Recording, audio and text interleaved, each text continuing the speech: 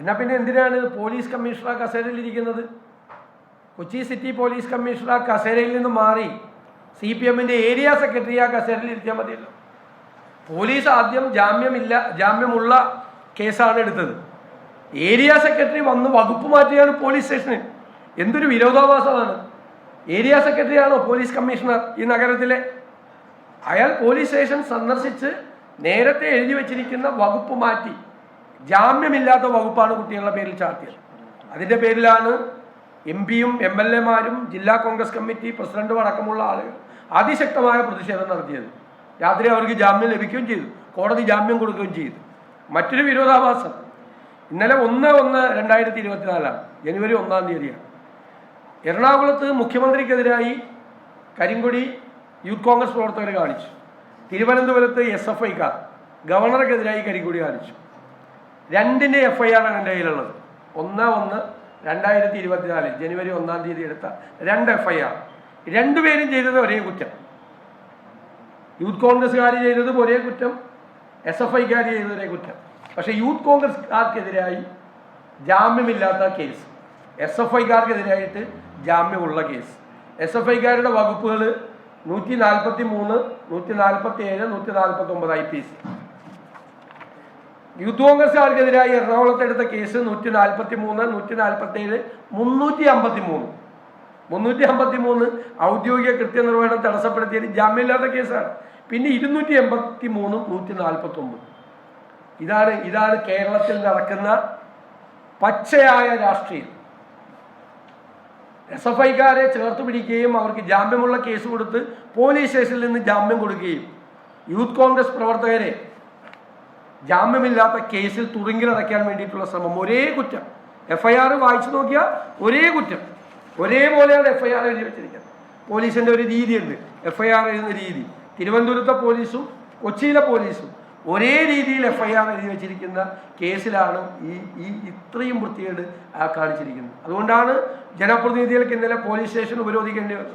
ഞാൻ എറണാകുളത്തെ DCC പ്രസിഡന്റിനെയും എറണാകുളത്തെ MP അടക്കമുള്ള MLA-മാരടക്കമുള്ള ജനപ്രതിനിധികളെ ഞാൻ പ്രത്യേകമായി അഭിനന്ദിക്കുകയാണ്. കുട്ടികളെ തെറ്റായ രീതിയിൽ തുറുങ്കിലടയ്ക്കാൻ ശ്രമിച്ചപ്പോൾ അതിനെതിരായിട്ടുള്ള പ്രതിഷേധമാണ് ഇത്. അപ്പം മുഖ്യമന്ത്രിക്കെതിരായി ആരും പ്രതിഷേധിക്കാൻ പാടില്ല എന്നുള്ളൊരു നിലപാട് ജനാധിപത്യ വിരുദ്ധമായ നിലപാടാണ്. ഈ നവകേരള സദസ്സ് ആർഭാട സദസ്സാണ്. കേരളം മുഴുവൻ സാമ്പത്തികമായി തകർന്ന് തരിപ്പണമായ ഒരു സാഹചര്യത്തിലാണ് ഇവർ നടത്തിയ തെരഞ്ഞെടുപ്പ് ക്യാമ്പയിനാണ് ഇപ്പോഴും നടക്കുന്നത്. എന്നിട്ട് ചില മന്ത്രിമാരെ ഉപയോഗിച്ചുകൊണ്ട് ആളുകളെ അധിക്ഷേപിക്കാനാണ് മുഖ്യമന്ത്രി ശ്രമിക്കുന്നത്. ഇപ്പോഴും സജി ചെറിയാൻ കേരളത്തിലെ ക്രൈസ്തവ ബിഷപ്പുമാർക്ക് നേരെ നടത്തിയ അധിക്ഷേപം മുഖ്യമന്ത്രി തള്ളിപ്പറയാൻ തയ്യാറായിട്ടില്ല. വളരെ രൂക്ഷമായ അധിക്ഷേപമാണ് നടത്തിയത്. ഞങ്ങൾ നവകേരള സദസ്സ് ബഹിഷ്കരിച്ച ആളുകളാണ്. പക്ഷെ നവകേരള സദസ്സിൽ മുഖ്യമന്ത്രിയോടൊപ്പം പ്രഭാത വിരുന്നിൽ പോയ ആരെയെങ്കിലും ഞങ്ങൾ അപകീർത്തിപ്പെടുത്തിയോ? അത് അവരുടെ ഇഷ്ടമാണ്. കേരളത്തിലെ മുഖ്യമന്ത്രി വിളിക്കുമ്പോൾ അവർ പോകും, പ്രധാനമന്ത്രി വിളിക്കുമ്പോൾ അവർ പോകും. അപ്പോൾ മുഖ്യമന്ത്രിയുടെ യോഗത്തിൽ പോയ ഒരാളെ പോലും ഞങ്ങൾ ഒരു വാക്കുകൊണ്ട് പോലും വേദനിപ്പിച്ചിട്ടില്ല. അപ്പോൾ പ്രധാനമന്ത്രിയുടെ യോഗത്തിൽ പോയെന്ന് പറഞ്ഞു കേരളത്തിലെ ക്രൈസ്തവ സഭാ മേലധ്യക്ഷന്മാരെ അധിക്ഷേപിച്ച സജി ചെറിയാന്റെ നടപടി ഗുരുതരമായ തെറ്റാണ്. അത് മുഖ്യമന്ത്രി തള്ളിപ്പറഞ്ഞില്ല എന്നതിൻ്റെ അർത്ഥം മുഖ്യമന്ത്രിയുടെ അറിവോടുകൂടിയാണ് സജി ചെറിയാൻ അത് പറഞ്ഞിരിക്കുന്നത്. എനിക്ക് ശ്രീ ജോസ് കെ മാണിയും കേരള കോൺഗ്രസ് നേതാവ്, അതുപോലെ മന്ത്രിയായിരിക്കുന്ന ശ്രീ റോഷി അഗസ്റ്റിൻ്റെയും ഇക്കാര്യത്തിലുള്ള നിലപാട് എന്താണെന്ന് അറിയാൻ ഒരു കൗതുകമുണ്ട് എന്ന് മാത്രം ഞാൻ ഇവിടെ സൂചിപ്പിക്കുന്നു.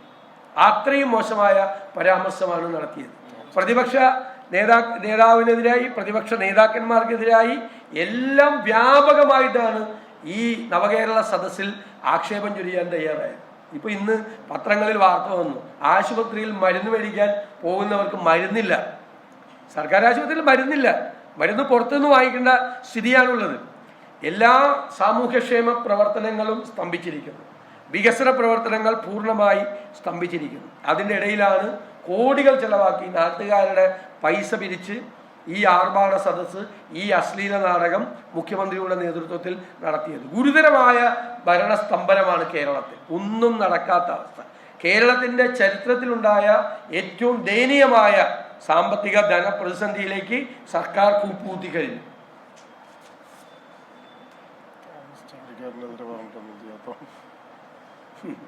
ആദ്യം പെയിലബിൾ ഒഫൻസസ് നോൺ പെയിലബിൾ ആക്കിയതിന് പിന്നിൽ അതിലൊരു CPM പ്രാദേശിക നേതൃത്വത്തിന് ഇടപെടൽ എന്നതിനപ്പുറം ഒരു ഉന്നതതല ഇടപെടൽ അക്കാര്യത്തിൽ ഉണ്ടായി എന്ന് കരുതുന്നുണ്ടോ?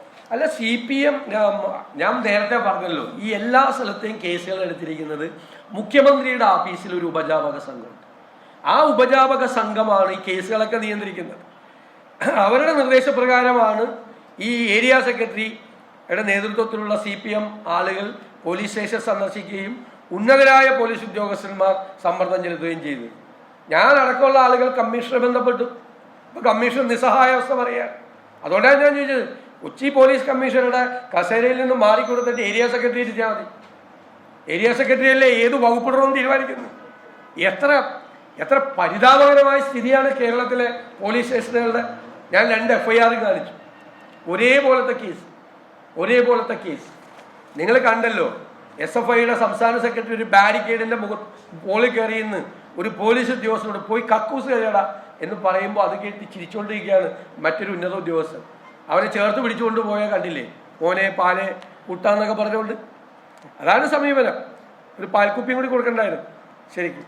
അതുപോലെയല്ലേ കൊണ്ടുപോയി. 2 സമീപനമാണ്, 2 രീതിയിലാണ്. ഇത് 2 മുഖ്യമന്ത്രിയുടെ അനുവാദത്തോടു കൂടിയാണ്. ഗവർണർക്കെതിരായി SFIക്കാർ കരിങ്കൊടി കാണിക്കുന്നതും, കരിങ്കൊടി കാണിക്കുന്ന മുഖ്യമന്ത്രിക്കെതിരായി കരിങ്കൊടി കാണിക്കുന്നവരെ ക്രൂരമായി മർദ്ദിച്ചു കൊടുക്കുന്നതും, കള്ളക്കേസിൽ കുടുക്കി തുറുങ്കിലടക്കാൻ ശ്രമിക്കുന്നതും. കോടതിയാണ് ജാമ്യം തന്നത് ഇന്നലെ.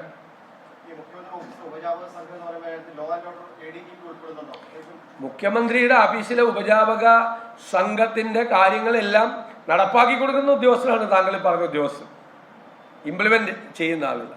അതൊരു സംഘമാണ്. ആ സംഘത്തിന്റെ പേര്, വിവരങ്ങൾ അത് ഞങ്ങൾ താമസിയാതെ വെളിപ്പെടുത്താം.